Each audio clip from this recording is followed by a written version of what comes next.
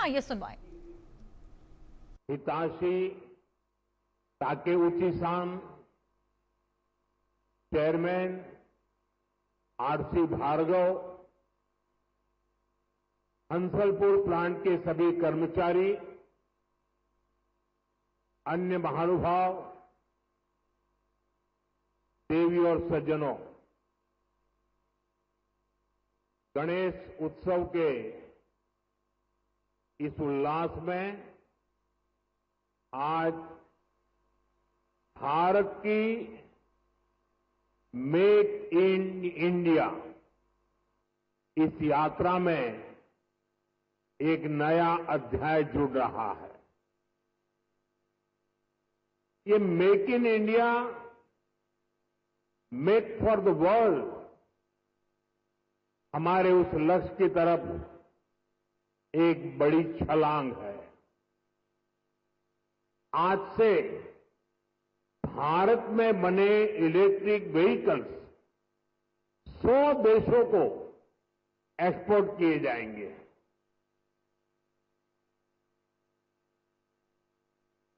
साथ ही आज hybrid battery electrode manufacturing भी स्टार्ट हो रही है। आज का ये दिन भारत और जापान की फ्रेंडशिप को भी नया आयाम दे रहा है।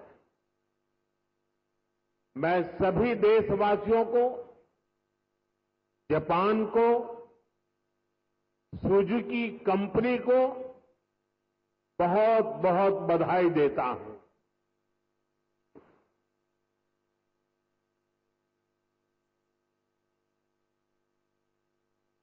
एक प्रकार से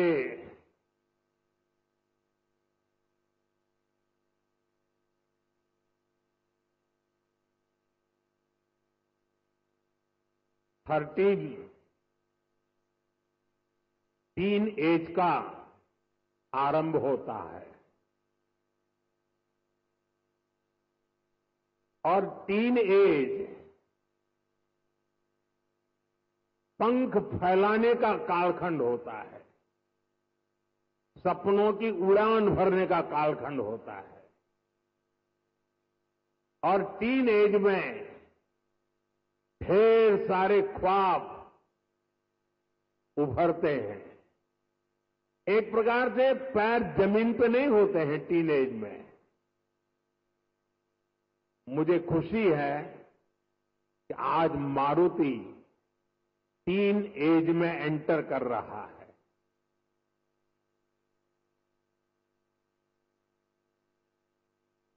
गुजरात का मारुति का टीन एज में प्रवेश यानी आने वाले दिनों में मारुति एक नए पंख फैलाएगा, नए उमंग और उत्साह के साथ आगे बढ़ेगा, ऐसा मेरा पूरा विश्वास है। फ्रेंड्स, भारत की सक्सेस स्टोरी के बीज करीब करीब 13 साल पहले बोए गए थे। 2012 में जब मैं यहां का मुख्यमंत्री था, तब हमने मारुति सुजुकी को हंसलपुर में जमीन अलॉट की थी। विजन उस समय भी आत्मनिर्भर भारत का था, मेक इन इंडिया का था।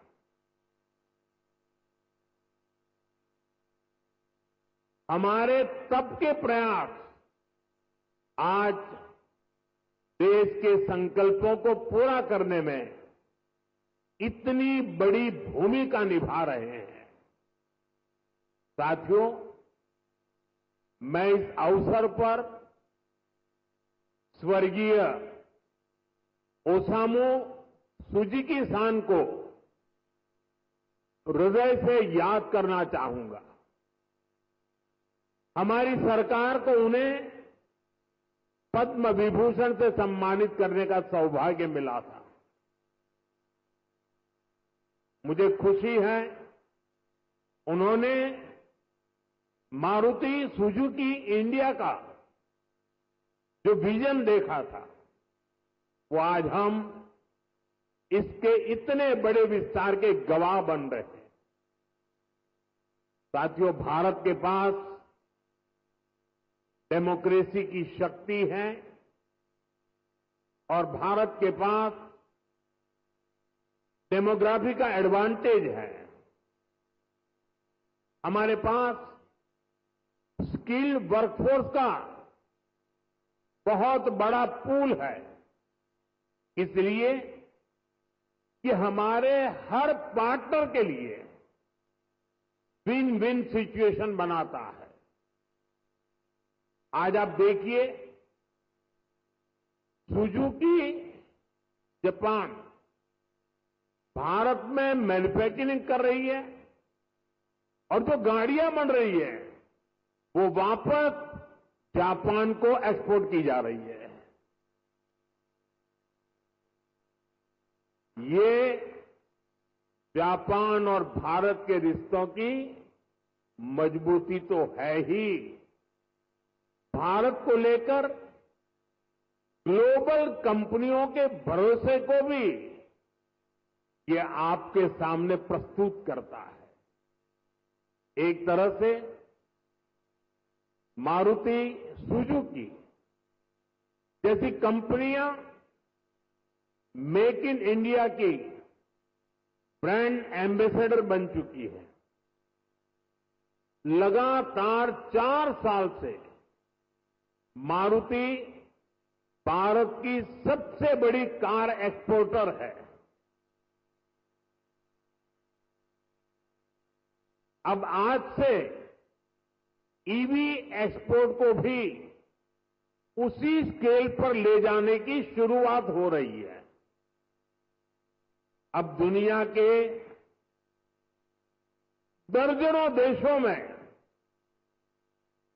जो ईवी चलेगी उसमें लिखा होगा मेड इन इंडिया।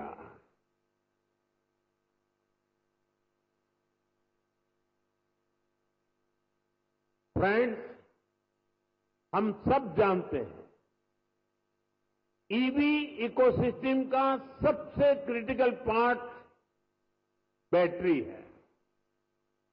कुछ साल पहले तक भारत में बैटरी पूरी तरह इंपोर्ट होती थी। ईवी मैन्युफैक्चरिंग को मजबूती देने के लिए ये जरूरी था भारत बैटरीज का भी निर्माण करे। इसी विजन को लेकर 2017 में हमने यहां टीडीएसजी बैटरी प्लांट की नींव रखी थी। टीडीएसजी की ही नई पहल पर इस फैक्ट्री में 3 जापानी कंपनियां मिलकर भारत में पहली बार सेल मैन्युफैक्चर करेगी।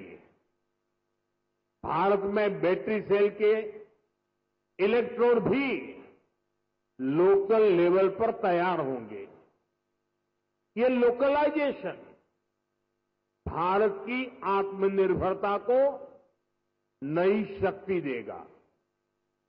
इससे हाइब्रिड इलेक्ट्रिक व्हीकल्स के कारोबार में और तेज गति आएगी।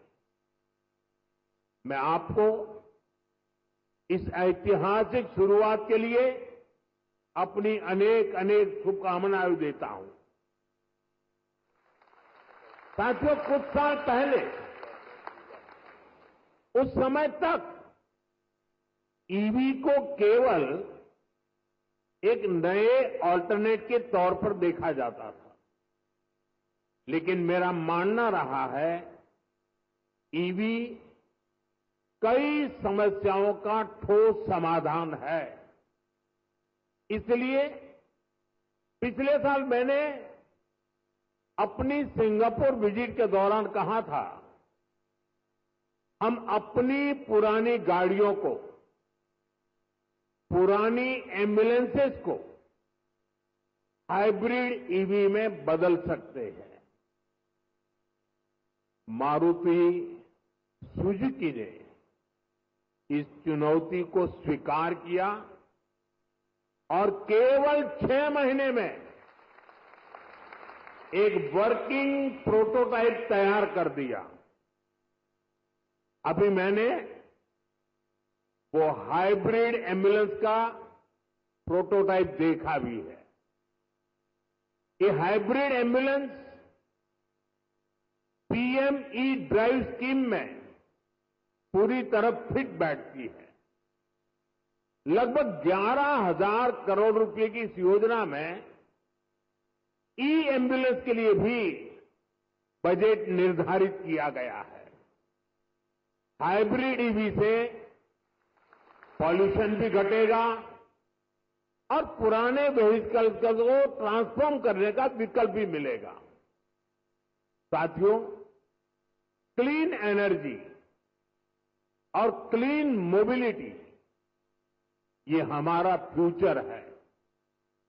ऐसे ही प्रयासों से भारत तेजी के साथ क्लीन एनर्जी और क्लीन मोबिलिटी का एक रिलायबल सेंटर बनेगा।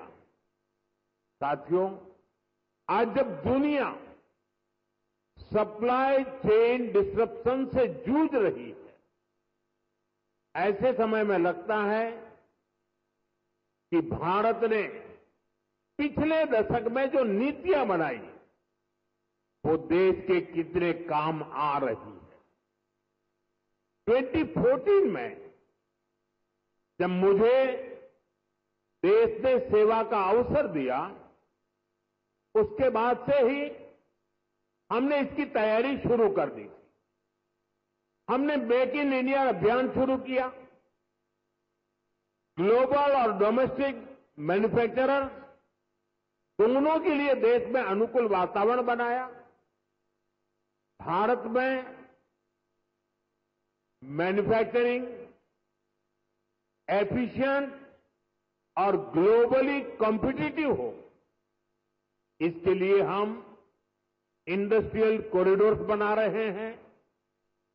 हम प्लग एंड प्ले इंफ्रास्ट्रक्चर बना रहे हैं, लॉजिस्टिक पार्क्स बना रहे हैं।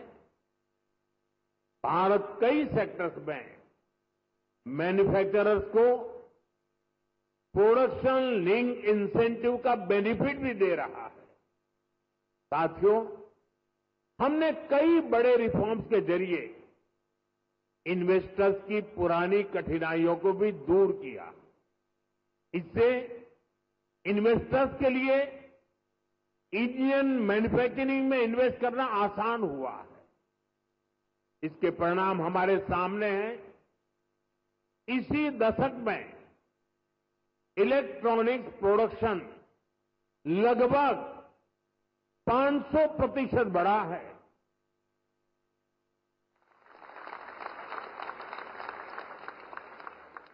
मोबाइल फोन प्रोडक्शन 2014 की तुलना में 2700% तक बढ़ गया है।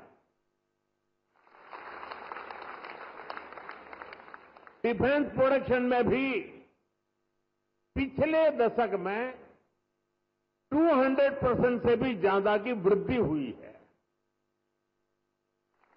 ये सक्सेस आज भारत के सभी राज्यों को, हर एक राज्य को भी मोटिवेट कर रही है। उनके बीच रिफॉर्म्स को लेकर, इन्वेस्टमेंट को लेकर एक हेल्दी कंपटीशन शुरू हुआ है, जिसका लाभ पूरे देश को मिल रहा है। और मैं हर मीटिंग में, व्यक्तिगत बातचीत में और सार्वजनिक रूप से सभी राज्यों को कहता रहा हूं कि हमें प्रोएक्टिव होना होगा, हमें प्रो डेवलपमेंट पॉलिसीज बनानी होगी, हमें सिंगल विंडो क्लियरेंस पर बल देना होगा, कानूनों में रिफॉर्म्स को बल देना होगा और ये कंपटीशन का जमाना है। जो राज्य जितनी तेजी से अपनी पॉलिसीज को नीट एंड क्लीन रखता है, इफ्स एंड बट्स के बिना रखता है, तो इन्वेस्टर का विश्वास बढ़ता है। इन्वेस्टर आने के लिए हिम्मत के साथ आता है। आज पूरी दुनिया भारत की तरफ देख रही है। ऐसे में कोई राज्य पीछे नहीं रहना चाहिए। हर राज्य ने अवसर लेना चाहिए। ऐसे कॉम्पिटिशन होगा हिंदुस्तान में आने वाले इन्वेस्टर को सोचने में तकलीफ हूं कि मैं इस राज्य में जाऊं कि उस राज्य में जाऊं।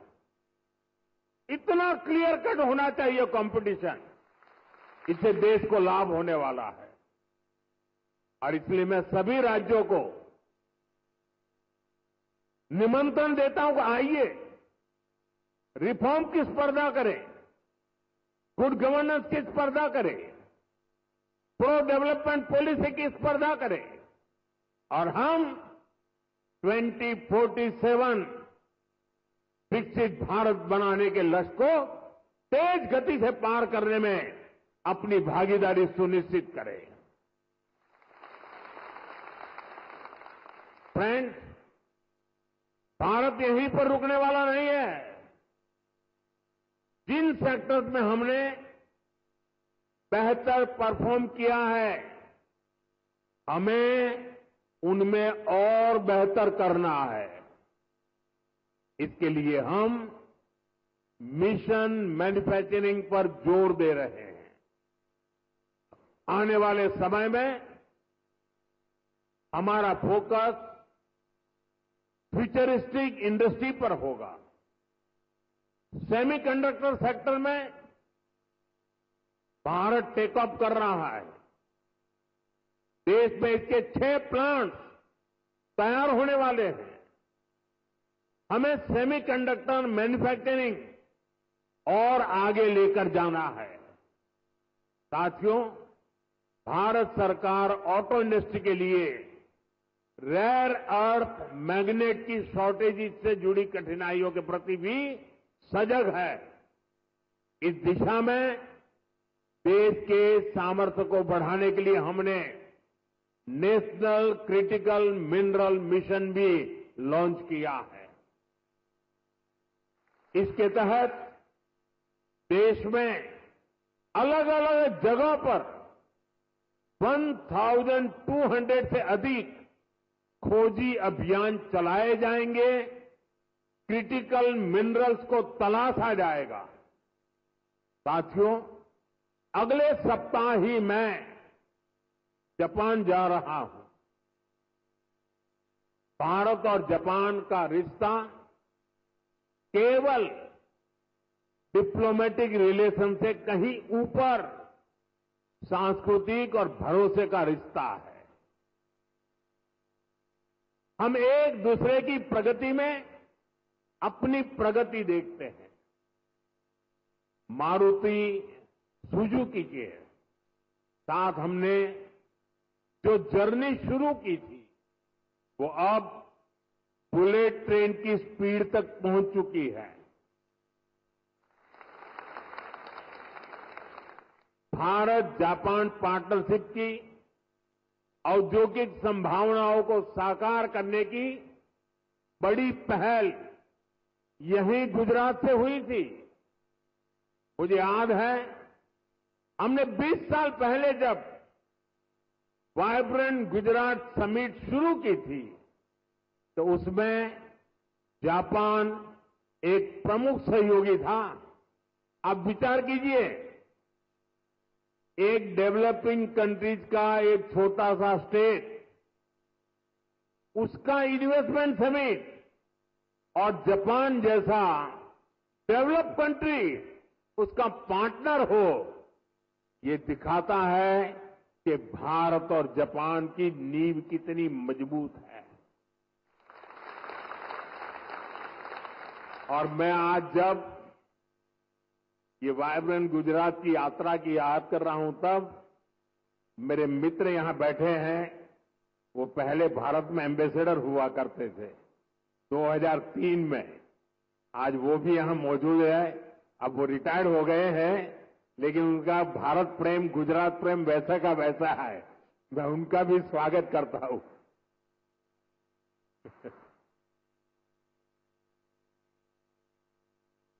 गुजरात के लोगों ने भी जापान के लोगों का उतना ही आत्मीयता से ख्याल रखा।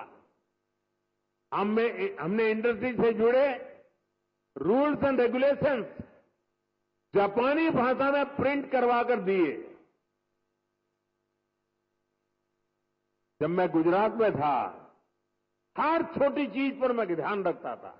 इवन मेरा जो विजिटिंग कार्ड होता था ना, वो भी मैं जापानी में बनाता था।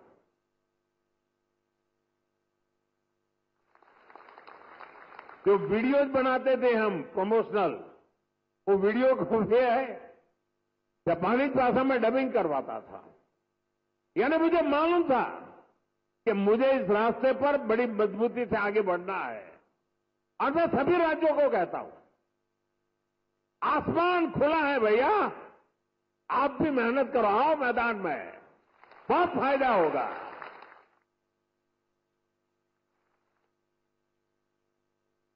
मुझे याद है शुरू में जब जापान के हमारे साथी आते थे तो मैं नया नया उनकी निकटता मेरी बढ़ती चली जा रही थी, तो उनकी हर चीज को मैं समझ पाता था। मैंने देखा है कि जापानी लोगों का एक नेचर है कि उनको अपना जो कल्चरल इकोसिस्टम है वो उनकी पहली प्राथमिकता होता है। उसमें जापानी फूड चाहिए। ये जैसे गुजरात के लोग हैं ना, उनका भी ऐसा ही है। वे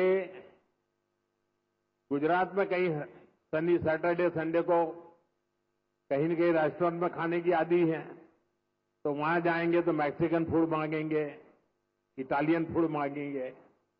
लेकिन गुजरात के बाहर कहीं जाएंगे तो गुजराती फूड खोजते रहते हैं। मैंने देखा जापान के लोगों का भी ये स्वभाव है, और इसलिए मैंने यहां जापानी क्विजीन की व्यवस्था कराई। मैंने उसकी एक होटल चेन को बुलाया। मुझे पता है, बाद में मुझे बताया गया कि भाई जापान के लोग हैं, गोल्फ के बिना तो नहीं चल सकता। मैंने उसको भी प्राथमिकता दी और अपने जापानी साथियों को ध्यान में रखते हुए हमने, जो गुजरात में गोल्फ का नामो निशान नहीं था, 7-8 नए गोल्फ कोर्स डेवलप किए। देखिए, विकास करना है, इन्वेस्टमेंट लाना है, दुनिया को आकर्षित करना है, तो हर बारीकी पर देखना पड़ता है। और हमारे देश में कई राज्य हैं जो करते हैं। जो राज्य पीछे हैं, मेरा उनसे आग्रह है कि आप भी हर बारीकी को अवसर समझिए और विकास की नई दिशा पकड़िए। इतना ही नहीं साथियों, हमारे स्कूल में, हमारे कॉलेजेस में, हमारे यूनिवर्सिटीज में बहुत बड़ी मात्रा में जापानी भाषा सिखाने को प्राथमिकता दी जा रही है। बहुत सारे जापानी भाषा सिखाने वाले टीचर्स आज गुजरात में भी है। कई स्कूलों में जापानी भाषा सिखाई जा रही है। साथियों, हमारे इन प्रयासों से भारत जापान के बीच पीपल टू पीपल कनेक्ट बहुत बढ़ रहा है। स्किल और ह्यूमन रिसोर्स से जुड़ी एक दूसरे की जरूरतों को भी हम पूरा कर पा रहे हैं। मैं चाहूंगा मारुति सुजुकी जैसी कंपनियां भी इस तरह के प्रयासों का हिस्सा बने और यूथ एक्सचेंज जैसे प्रयासों को बढ़ाएं। साथियों, हमें इसी तरह आने वाले समय में सभी अहम क्षेत्रों में आगे बढ़ना है।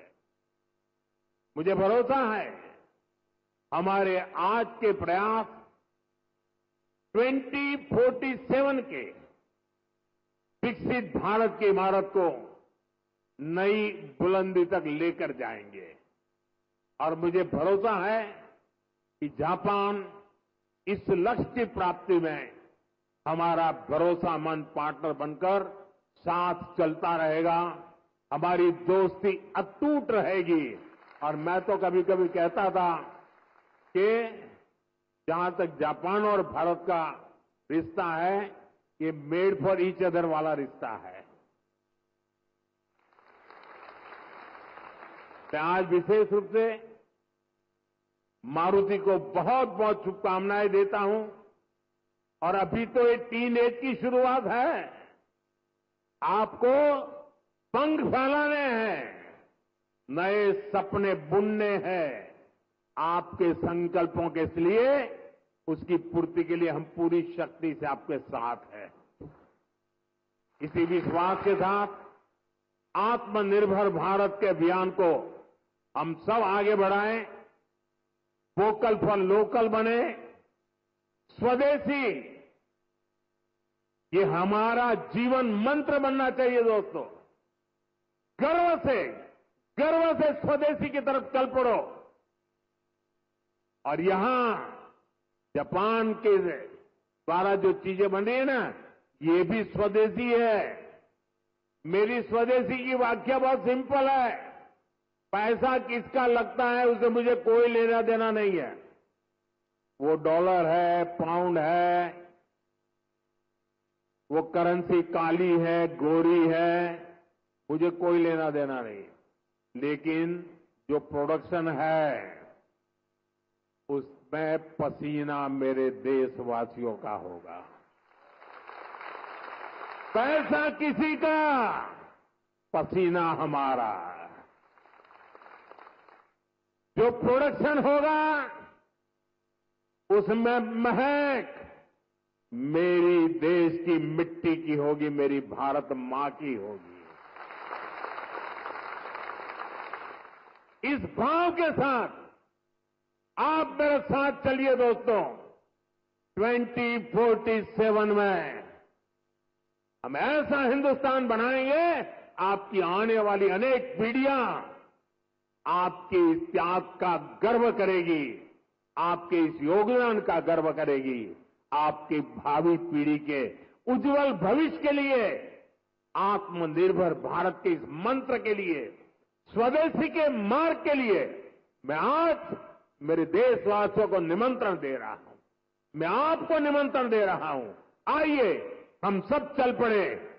2047 विकसित भारत बना के रहेंगे। दुनिया की भलाई में भारत का योगदान बढ़ाते रहेंगे। इसी भावना के साथ आप सबको बहुत बहुत शुभकामनाएं, बहुत बहुत धन्यवाद। धन्यवाद माननीय प्रधानमंत्री जी। आपने न केवल गुजरात बल्कि पूरे भारत को make in India, make for the world का मंत्र दिया। तो गुजरात के सौगात का दूसरा दिन और पीएम मोदी को आपने सुना, बेहद बड़ी बातें यहां पर पीएम मोदी की। जिस तरीके से आज मारुति सुजुकी की पहली ईवी गाड़ी को उन्होंने हरी झंडी दिखाई, उसके बाद ये बेहद बड़ा संबोधन देते हुए नजर आए। किस तरीके से भारत सेमीकंडक्टर क्षेत्र में आगे बढ़ रहा है। मेड इन इंडिया लिखी हुई ईवी गाड़ियां आएंगी, स्वदेशी अपनाने की अपील भी उन्होंने की है। मेड इन इंडिया पर जोर देते हुए पीएम मोदी